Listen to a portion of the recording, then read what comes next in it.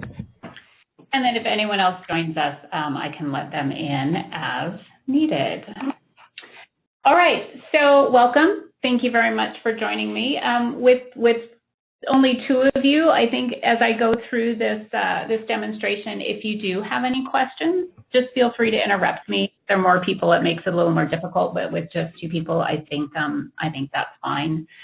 So what we do on this webinar, the top 10, and then with onboarding, I kind of go through what I do on the very first training call for our boberdoo clients, where we give a very high-level overview of our boberdoo system.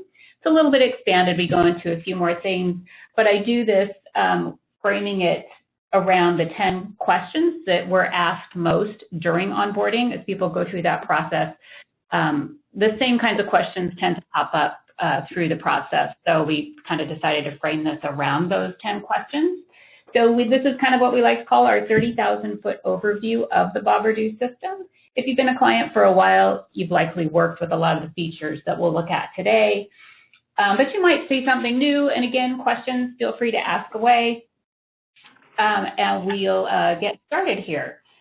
So the first question that we're typically asked is, what is the difference between a user and a user group? And we're going to start with our users, and we go to settings, and we go to manage users. And the boberdoo system includes unlimited users. Users can be your vendors, they can be your partners, be anyone on your team who will be using the system. Whoever you need to add to the system as a user, you can add as many users in your boberdoo system as you would like to. We always suggest giving each user a unique username and login just for your own security purposes. But adding a new user is very easy. You can do that through the Add New button. If you need to edit a user for any reason, update a password, you can do that just by clicking on the pencil icon here. Adding a new user is very straightforward. It's just adding, again, the username, the user login, setting the password, adding an email, and then add new, and you would have a new user added to your system. User groups found here right above Manage Users. The user group gives you the ability to set permissions for each user. Out of the box, your boberdoo system comes with these user groups set up for you. And they're based on the roles that whoever would be in that user group would be performing in your boberdoo system. Admin would have global access to the system, and then the rest of these roles, as you can see, would just be based on who would be accessing the system under this group name. To create your own user groups, you would just click on Add New, give the group a name, the group type that it would belong to. You could add a little description there if you wanted to. And then this is where you could set all of those permissions for the specific user group. You could give them only access to your home page. You could then determine what you want to do with the settings tab. All the way down through here, you would just set all of these as you would like to for each group. And then scrolling all the way down to the bottom, you would just add new, and you would have your new user group added to the system. So that is the difference between users and user groups. Questions 2, we're typically asked, what is the difference between a vendor and a source? Here we go. We've got one more person who wants to come in.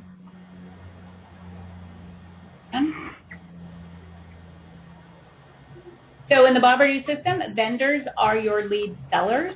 There are third parties that you may work with, and a vendor can be added very easily. Just your Manage Vendors tab here.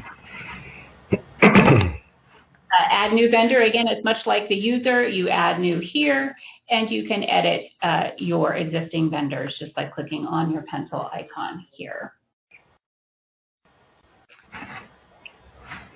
Adding a new vendor, very straightforward again, login, password, and then you can set them as approved or not approved or active, and then you just enter in the contact information for that vendor here, and you would just add new, and then that would add your boberdoo system.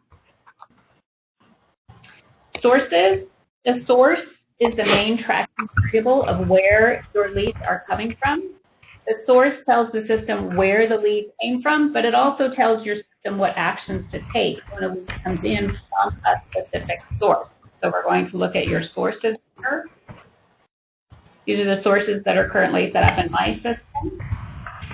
So to create a new source, again, straightforward, add new source, and you fill in the definitions here in the fields and the switches, how you would like the source set up. The source name here, this would be the name that you give your source. This is that main tracking variable of where the lead came from. When you're setting up a source name, we do always like to recommend giving it scripted and specific so that you know where those leads are coming from based on that source name. You also have the ability to assign your source to a specific vendor if you would like here. Is active is very straightforward. If this is clicked to yes, then leads can come in from this source. If this is clicked to no, then they will not be able to come in from the source. Manual review text here. This stops the lead from being processed from the source. Leads need to be manually reviewed and approved and then sent manually out to a buyer. I'm just going to pop in here to make sure we don't have anyone else. There's one more. Lead QC check. That's here and here. This is a lead verification that Boberdoo offers. This will check about 30 data points of the lead, including a field lookup and check against it. It will score the lead, and any lead that falls below that threshold will be held for manual review and not processed out to a buyer. Any lead that does pass the threshold is processed normally. This does cost 50 cents per query, but it's something that Boberdoo offers, and you can turn this on and off, and you can turn it on and off at the source level as well. Your lead cost is what we're going to take a look at next. So this gives you the ability to set the hard-coded value of the lead cost if you know how much every lead will cost when it enters your system. Partners per lead here. This gives you the ability to set the partners per lead. So if you're looking to sell your lead only once or more than once, you have the ability to set that here. And then finally, we're going to look here at allow using return best price parameter in the Compost API. So this will allow your vendor to return the best price parameter in their ping. This will tell the system to find your best bid and return it back to them. This is a setting that is required in order for you to return a dynamic bid back to them on a ping post basis.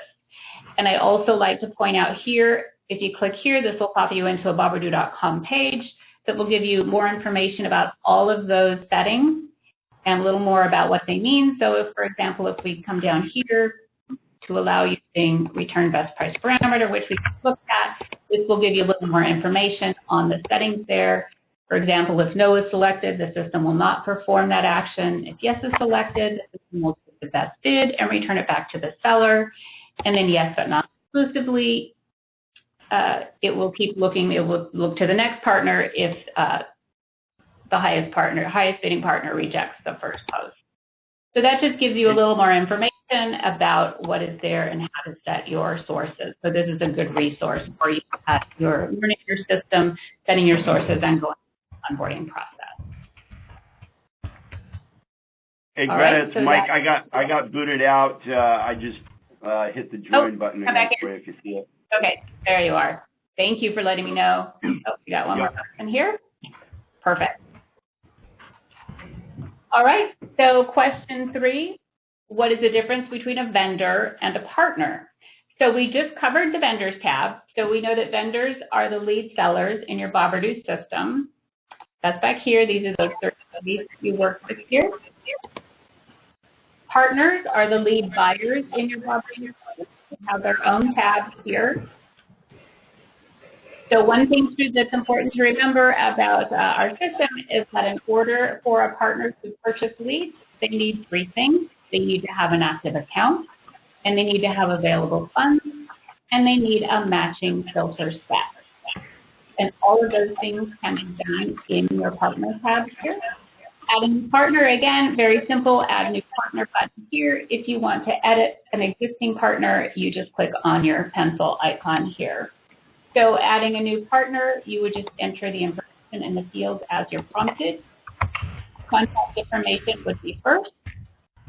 You would just enter their contact information here, save that information, and that will bump you to the next page. Account information, this would be where you can set some of your partner's permissions, which is what they can and cannot access in their account if you give them access to the system. With a partner, you do have to set the username and password, but you do not have to provide that to your partner. You do not have to have access to your system if you don't want them to have access to your system. So that first thing they need that we talked about, that active account, you could set that here if you wanted to. If you want to have your partner be able to change that status themselves, you could switch that here. That would not allow them to do that. The checkmark would allow them to do that. They have the ability to add funds to their own account, and they request refunds. This is just one area where you can adjust your partner permissions. You would hit save, and then that would bump you into the next page here. So these are your lead type settings. So this is where you would set the duplicity for this specific partner. We have several duplicate checks that boberdoo performs. The first is on the ping, and it's specific to the source and some other variables there. And the second is on the post, on the insert. So there's another dupe check on the sale to the client, and that's where the dedupe period applies here. And also I like to point out these little information buttons here. If you hover, you do get a little more information about what these fields and switches do. So I always recommend that as a resource as well if you have any questions as you're setting some of your switches here. So the dedupe period will check if a lead with duplicate check field has been sold to this partner within the number of days set here. And if it was, then it would not be sold to this. So you can set this if you want to, any variable you want, to 119 days there. The overall dedupe check, this is a much stricter dedupe check. This is really only applies to very specific use cases, so we don't typically suggest that clients set this. If you do think it's something that's applicable to your business, but you're not quite sure, feel free to reach out to us, and we're more than happy to answer any additional questions about how this would affect your settings here. And then your lead limit settings here, these can be set on a day, week, or month level here at the partner level. You can set these here very easily, set your limits. They can also, I'm sorry, this is set on the partner level, and then you can also set this on the lead type the same. You would just be able to set your lead limits here. Typically, these are handled in the filter sets, which we'll look at in just a minute, but you can set them here as well. It's up to your business and your use case, but setting these limits typically just make sure that you aren't selling your partners too many leads. And I'm going to just click over here. Okay, looks like we're good. All right. So once you save this, then you would have your partner added here. And then you would be able to go into and adjust their invoicing and billing, transactions. So we'll start with billing, with the transactions tab here, because the second thing that your partner needs in order to purchase leads is funds, are available funds in their boberdoo account. So transactions tab, this would be a list of all the transactions that the partner has made, broken down line by line. It could be lead purchases, lead refunds, any funds added to their account, or any funds subtracted from their account. It was the total here. You can add new transactions just by clicking on Add New, the transaction type, if it's a payment on their account, and then the amount of the payment. You could just add a comment here about what that is. You could add that transaction, and then it would appear for you, and it would keep that running balance for you. It's important to note that the transactions that are done in the Transactions tab only affect the balance within boberdoo. Nothing is charged or added to a credit card, and no bank transactions are taking place. This is only within your boberdoo system. Coming back to the tab here for invoicing and billing. This is where you pull all of the funds and set up a partner's credit limit here. So this credit limit, this allows them to go negative a certain amount, or you can set them up so that they cannot go negative at all. You can set them up to have no limit on their credit, so they can go as negative as they need to while purchasing leads. So you can adjust that credit limit here, however you have.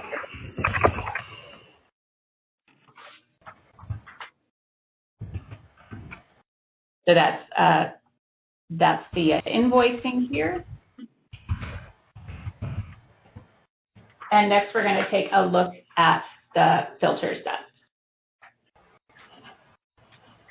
in the partner tab.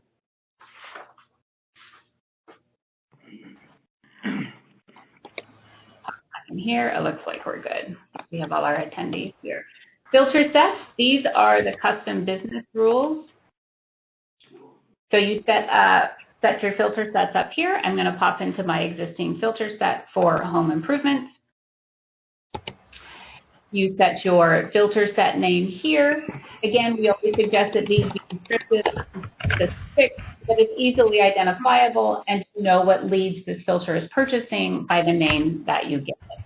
Your lead price here is where you would set the lead price if you have an agreed upon price with this partner. So if the partner says they'll give you $10 for every single lead, this is where you can set that business rule. You can also segment your traffic on your sources here, just clicking the sources that you will allow here. Lead delivery setup.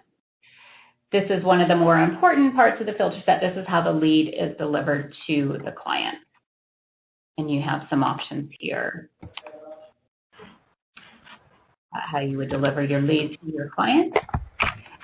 Exclusivity here. So exclusive is when this is the only partner purchasing the lead. There's no other partner. It is only this partner.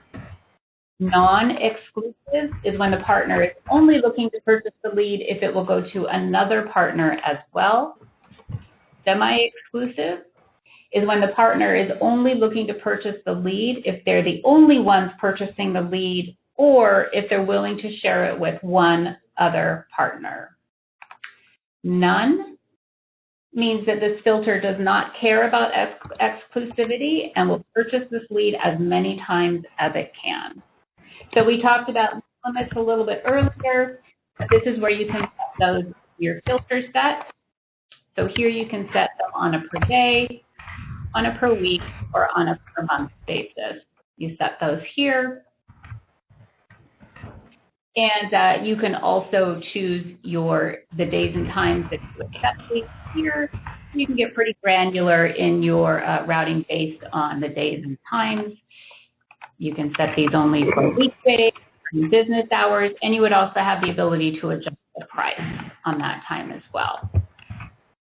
And then we get down into our geo filters here, so we can get really granular in how you are setting up your filter here. So it's important to note that to activate the box, you click here, and then you would be able to select states that you wanted this filter to purchase leads in, or you could select all, Zip code. I like this one because you have the ability here to generate a list by distance or by county.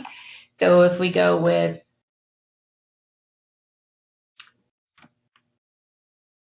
for example, a zip code in the Madison area, we select our distance of 5 miles and we generate that list.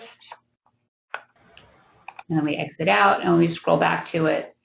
You're going to see that this has auto-populated all of these zip codes. So these are comma separated, so you can also enter that shorter list or you can cut and paste. But it allows you to get more granular in your filter set. And you do have more filters that you can set here.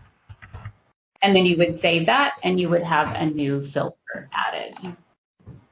That's just a very quick overview of the partner tab and how you would set up a partner and set those 3 things again.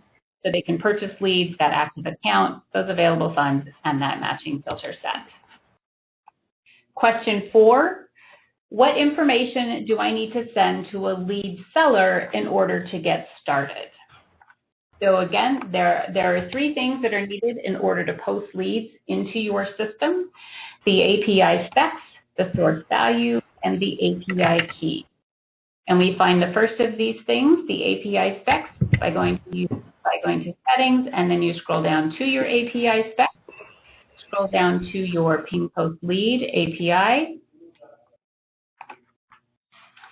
and then you click on your lead type here. I only have the home improvement lead type enabled in my system, and then these are the specs for that lead type.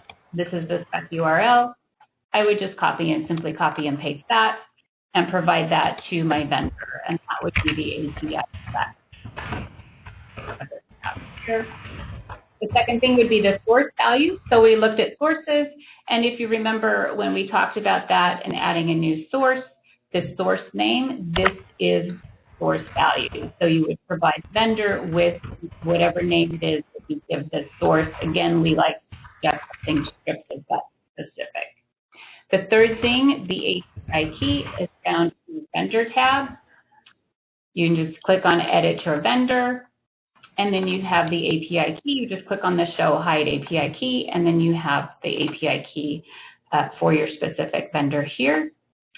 If you're not using a vendor, you also have available the Boberdoo API key, and you would just copy and paste that. So that is the third thing that you would need in order to send to a lead seller so that you get started sending leads into your system. Question 6, where can I find the API specs for my lead type? We did just cover that, but it is a question that we're asked quite a bit.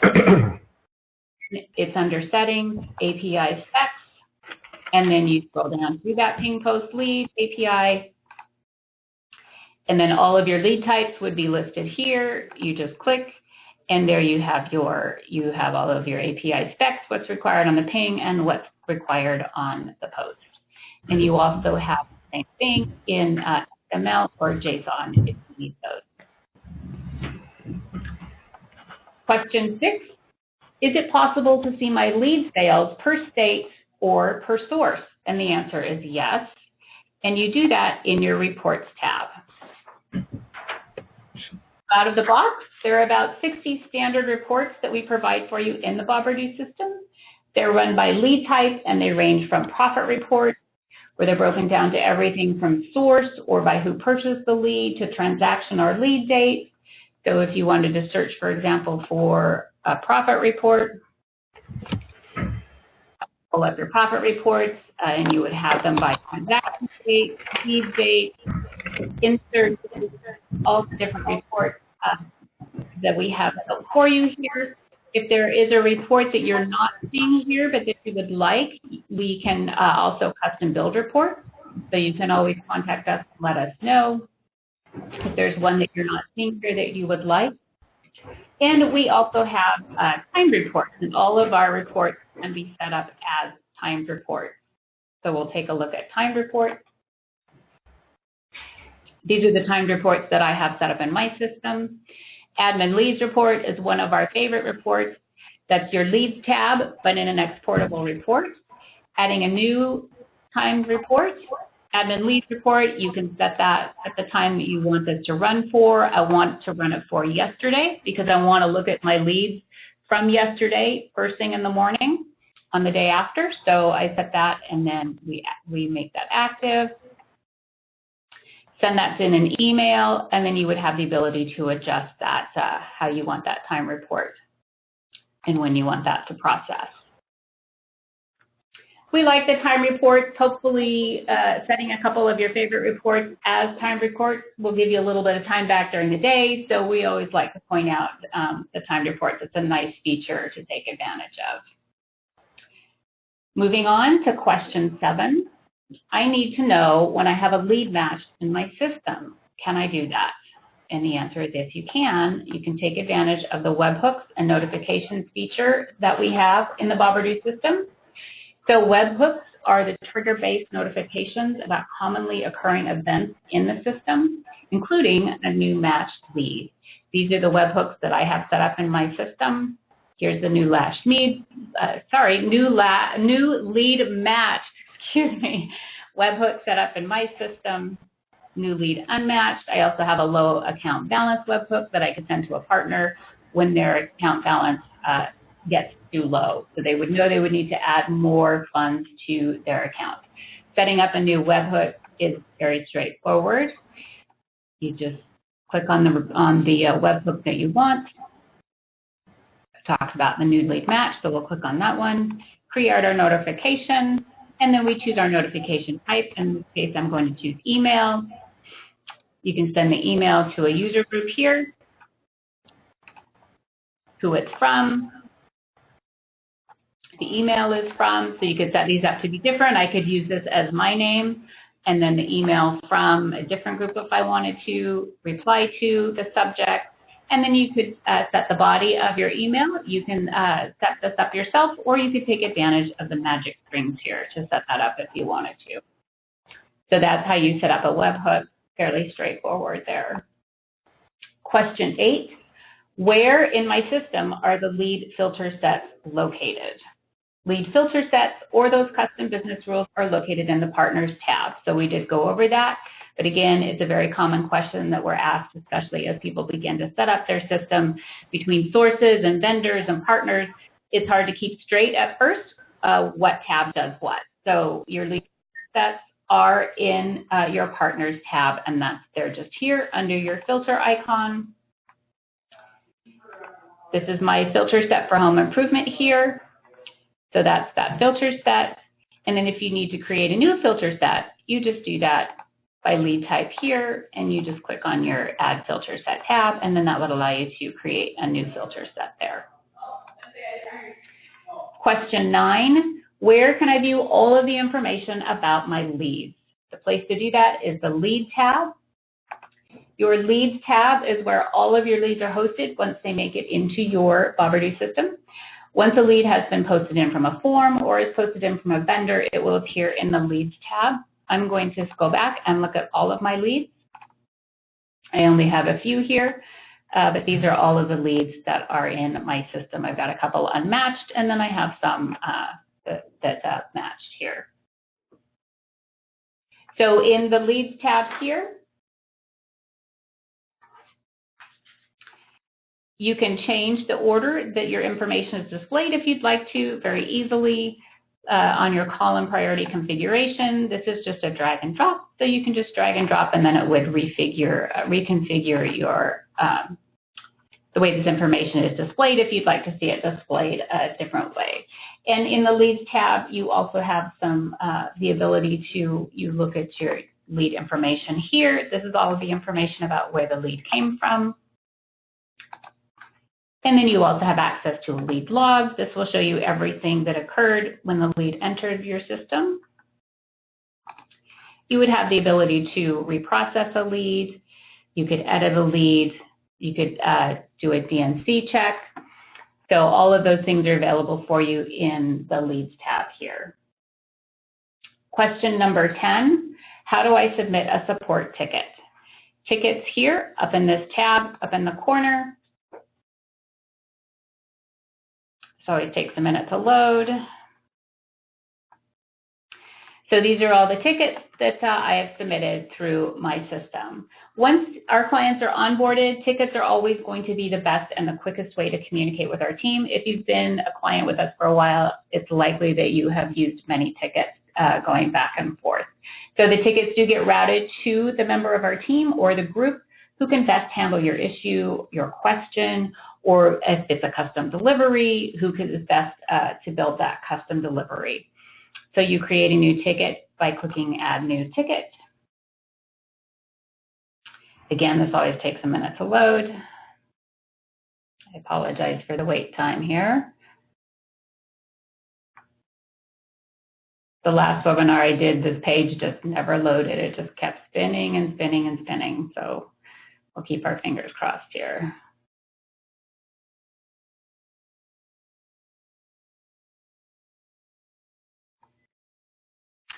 Until this does load, we'll just run through the different fields that you would see when you do create a ticket. So there is a priority field. The priority is what you assign to the ticket. The priority ranges from very low to emergency. We do ask that emergency priority is reserved for true emergencies. Emergency tickets generate company-wide notifications at all hours. So we do ask that emergencies are reserved for those true emergencies. If your system crashes, nothing's going through, obviously that's an emergency. Feel free to send an emergency ticket, and we'll jump right on that. So you also would have the ability to add additional details in your customer request field, and you can add attachments to your ticket as well. Click that again, see if we can't get this window to pop up here. You also have the ability to label your ticket. So you can give it a category, the three most common being support, project, and timed quote. So support tickets are when you have a question or need a clarification about something, typically your how or your why questions. Support tickets are generic lead system and operational support, and they are included in your monthly lease with boberdoo. Project tickets are when you're looking to have something extra added to your system. That would be a custom delivery or another kind of customization within your boberdoo system. Any work that we do to customize the generic system is billable. We do bill for our time in 15-minute increments, with the per hour cost being what is in your agreement. Our process for the project tickets is to get the work completed as quickly as possible and as inexpensively as possible. And we then get that into your system. And then if we need to do any additional work on that customization, then we would do so going forward after we get the initial work completed. We also have a time quote label, and that's when you're looking to add a customization. But the time quote label would be for a project that's a little bit larger, typically something that would run longer than 2 to 3 hours would be a time quote. With that, our team will scope the project, and then we let you know about how long we think the project will take right up front. So you would know before the project begins. Here's this finally. Here is the priority that we talked about, and here are these labels. So talking about the time quote label, again, we'd scope out that project. We would let you know about how long we think that project would take up front. Once we agree upon the time of that project, we would then begin that project. So it's important to note that we only bill for the time that we spend on the project. If we return a quote of 10 hours, but the project only takes 5 hours, we only bill you for just the 5 hours. If we give you a quote of 10 hours, but the project takes 15 hours, we only bill you for the 10 hours since that's what we quoted. Time quotes generally are a little bit slower projects and a little bit more expensive, but that's because we go through that scoping project with each one. So those are our top 10 questions that we get during onboarding. I also like to point out on boberdoo.com, under the company tab here, we do have a great resource library available for you in video. Any questions that you have about anything here, boberdoo system, you can watch a video, and we'll walk you through step by step on how to perform some of these functions that we talked about and how to set up some of the filters and just a little bit more information about test leads, things like that. We also have support articles that, again, give you a lot of good information if you're looking for a little bit more information about anything in your boberdoo system. As well, you can always reach out to us here at Boberdoo on boberdoo.com. Our 1-800 number is listed right here, and then it will route you to who you need to speak to.